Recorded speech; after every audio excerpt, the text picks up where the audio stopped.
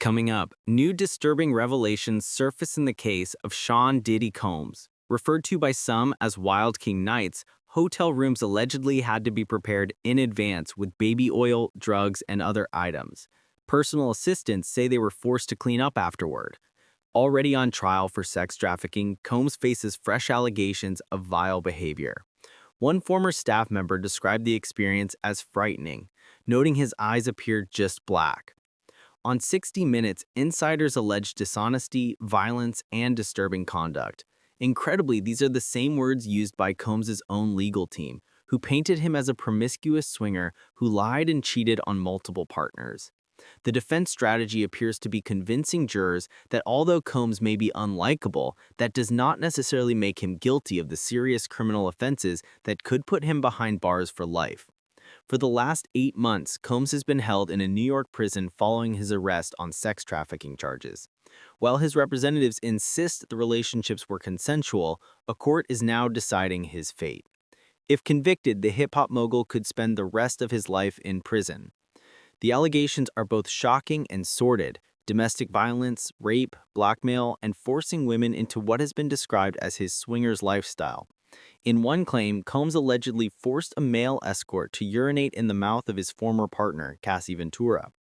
For those who worked closely with him, the revelations echo long-standing rumors. One former insider admitted, "The things experienced with him were monstrous. That nearly destroyed my life."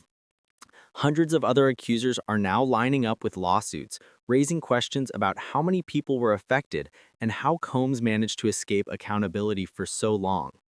Among the key witnesses is Phil Pines, Combs' former senior personal assistant, who worked closely with him for 2 years. Pines believed the job would be his big break in the music industry, calling Combs one of the most powerful and influential figures at the time. As senior assistant, his role was to manage Combs around the clock. He needed staffing 24/7. Unless he was asleep, he required constant coverage.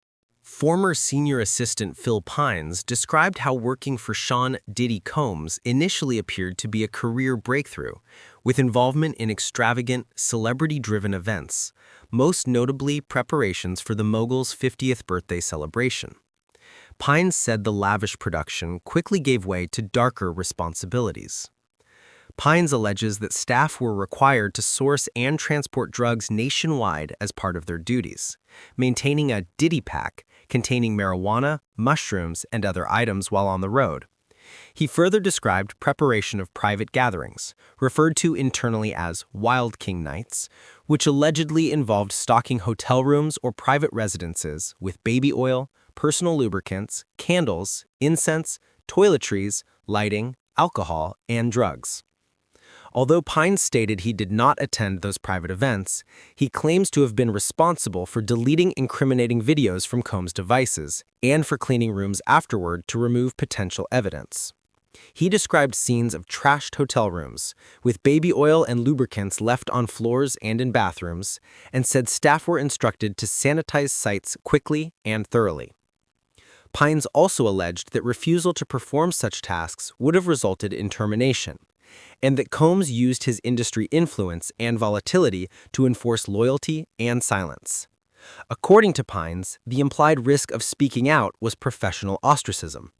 Staff were told they would not be able to find work in the industry if they crossed Combs.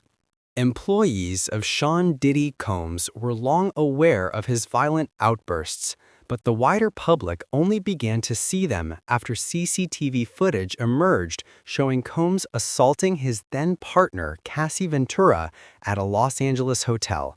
A clip later leaked to CNN.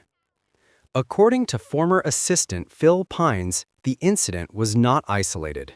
He recalled an episode at Combs' Miami residence on Star Island, where the music mogul allegedly pushed a topless woman during an argument, ordering her to remove his hoodie before kicking her twice.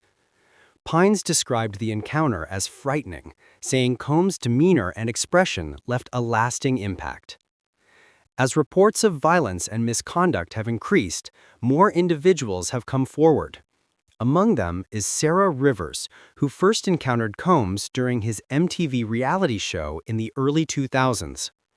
At the time, Rivers, like Pines, aspired to build a career in the music industry and initially viewed Combs as a role model. Signing with his label felt like a major achievement, given his reputation for producing chart-topping stars. However, Rivers described a different reality. She alleged that Combs was an arrogant bully who often used intimidation, recounting instances where he threatened band members with disturbing remarks and suggested he could pay others to harm them. Fearing retaliation, Rivers said many, including herself, remained silent. The ongoing trial in New York, where Combs faces charges including sex trafficking, has sparked a wave of responses across the country. In Billings, Montana, a dedicated call center has fielded more than 15,000 calls from people alleging decades of abuse by the rapper. Social media campaigns encourage survivors to come forward, revealing allegations that span nearly 30 years. Attorney Andrew Van Arsdale, who is leading civil action against Combs, stated that his team now represents thousands of survivors, with 37 cases already filed. He emphasized that many victims had lived in silence for decades out of fear of professional and personal repercussions. Some claims involve individuals as young as 15 at the time of the alleged abuse.